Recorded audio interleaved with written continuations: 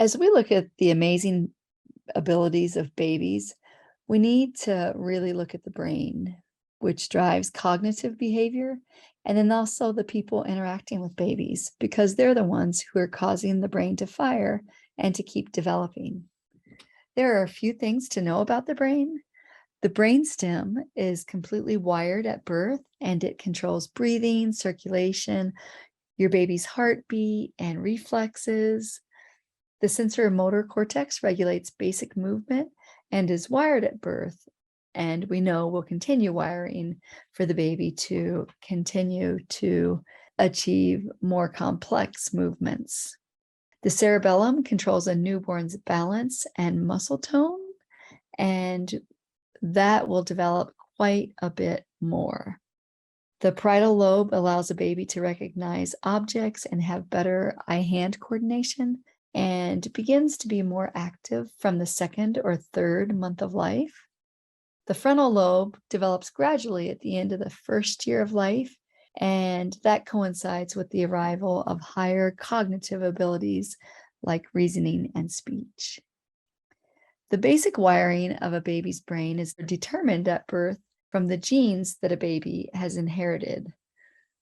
At birth, the brain has about 100 billion or so neurons, and they have about 50 trillion connections or synapses that have formed between the neurons. These connections or synapses are the same as the wiring in a house. We have to get the wires from point A to point B and connect them to get a light to turn on. In a baby, we develop these positive connections through everyday interactions with our babies. By the time they're even 1 year old, babies have more than 1,000 trillion synapses, which is kind of mind-blowing. And the development of those synapses depends on their environment. If babies don't have much stimulation with important people in their lives, fewer synapses will develop and become permanent. Synapses that aren't reinforced by repeated early experiences will usually disappear. One of the reasons doctors look at head circumference at a well baby checkup is to get a gauge on what's happening inside a baby's brain and to ensure that the baby's brain is growing well. Babies with lots of interactions with loved ones, and especially interactions based on their needs, will have larger brains and stronger connections between their synapses. One important thing that happens in the brain over the course of the first year of life is that it becomes more and more myelinated, which means that it begins to get a fatty sheath that covers the neurons.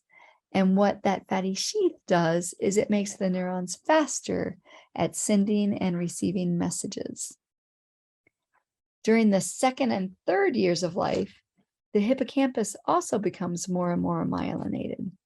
This is important to short-term memory.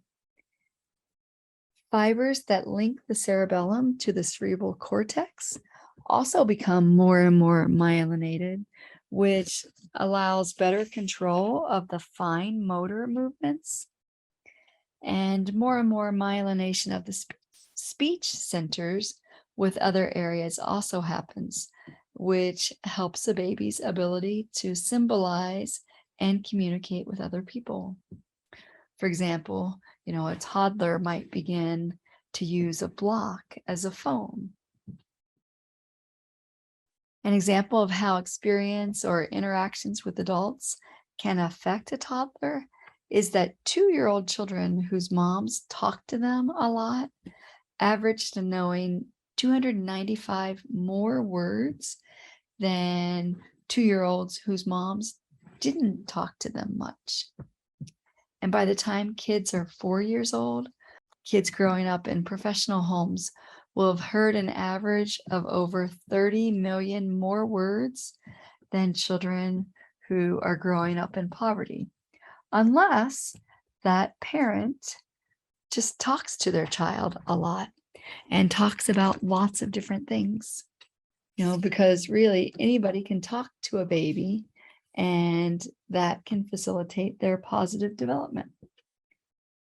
Kids' language development in the early years directly impacts their academic success, when they get to school.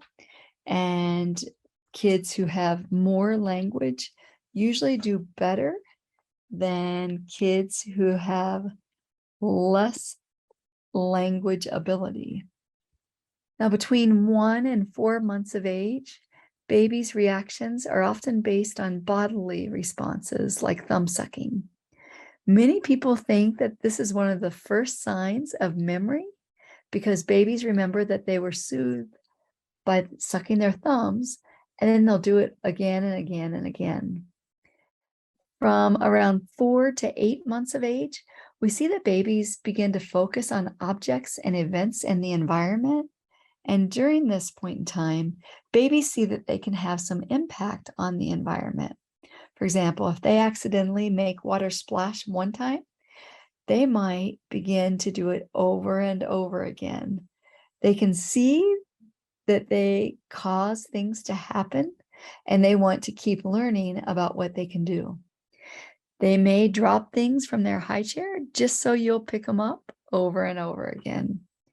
This could be a little bit annoying at times, but it's also important for your baby to learn about cause and effect, and that your baby has an ability to influence the environment.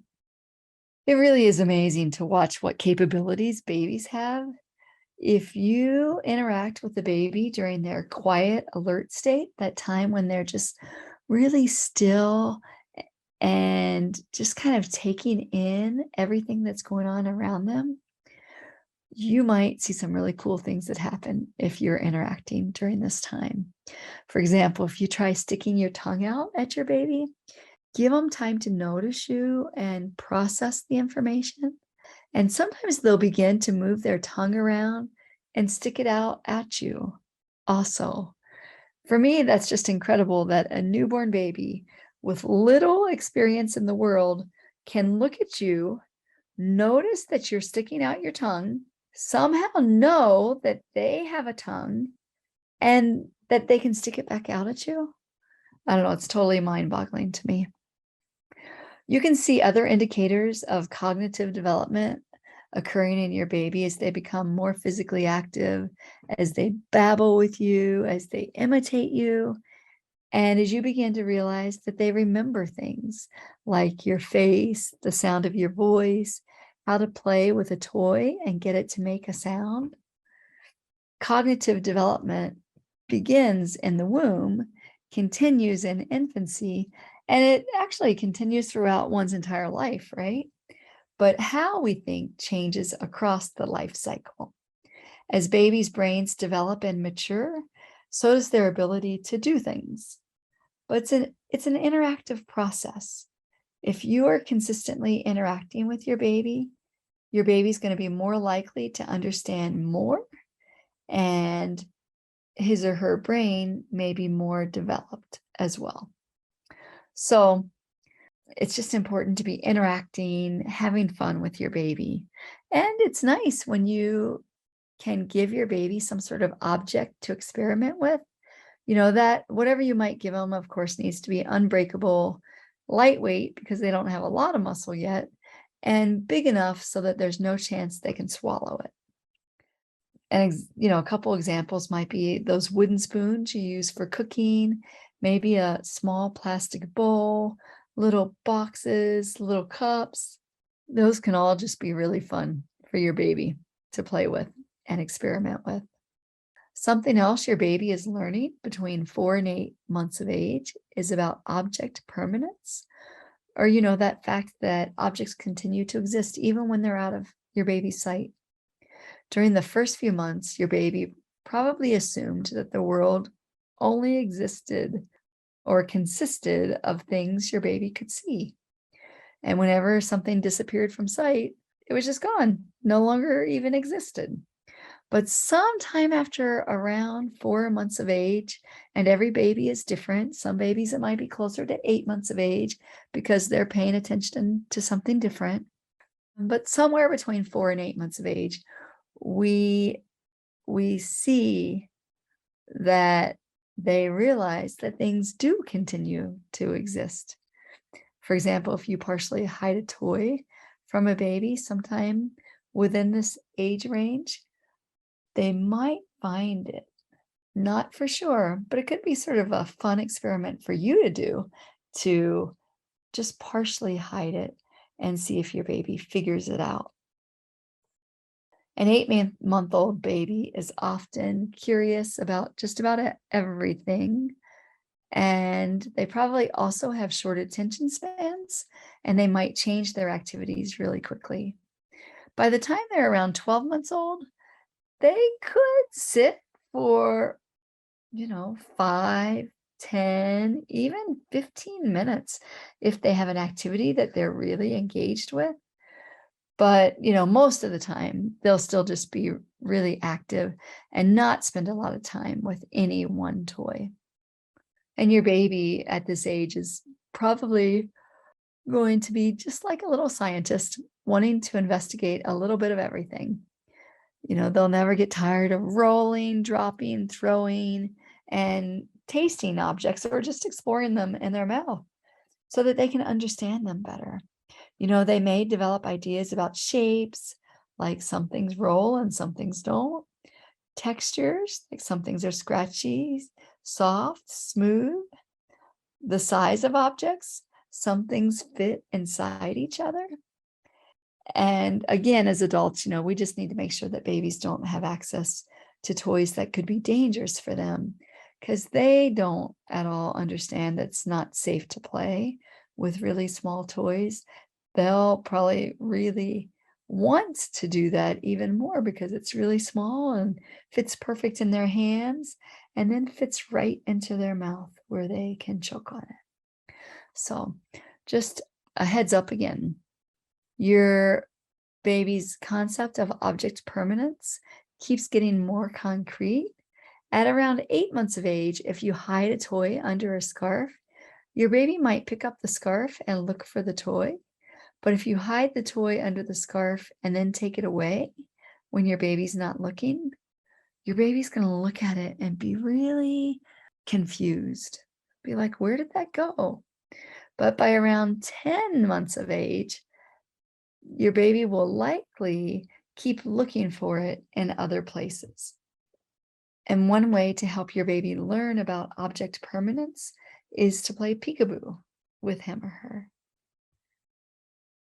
As your baby gets closer to being a year old, you'll see that he or she's aware that things not only have names, but they also have certain functions. Before, your baby might have used a toy telephone as an object to chew or to bang, to drop. But now you'll see him put it up to his ear just like you do.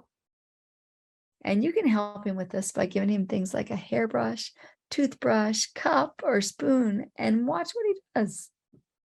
Stimulation provided by parents encouraging your baby, being involved in what they're doing, and affectionate interactions, as well as the physical environment, so what's available to play with, those all predict infant and early childhood intelligence, no matter what the baby's background is. Between 13 to 15 months of age, babies continue figuring out how powerful they are. They are further developing their understanding that they can cause something to happen just based on their actions, and they might experiment with different ways of doing something to see what happens. That's kind of related to the cause and effect that they began understanding a few months ago. They might also begin sorting objects and grouping things by color, shape, size, and what you might do with it.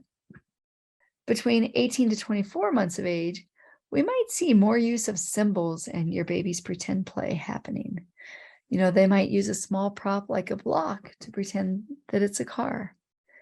They might also pretend to feed their dolls or stuffed animals, showing that they have the ability to think about something in their minds. They often continue this preoccupation with pretend play, and they may have a certain way that they want to do it as they continue to grow and develop between 2 to 3 years of life. Babies remember a person without having them be right there at the time also. Their hippocampus is becoming more active, And we see that in their ability to remember people, objects, ways to do something, etc. Between 25 to 30 months of age, babies are beginning to understand simple math concepts like the difference between 1 and 2 and big versus small. There's just so much growth during the infancy and toddler period, and it's amazing to see how the capabilities continue to develop in our precious little ones.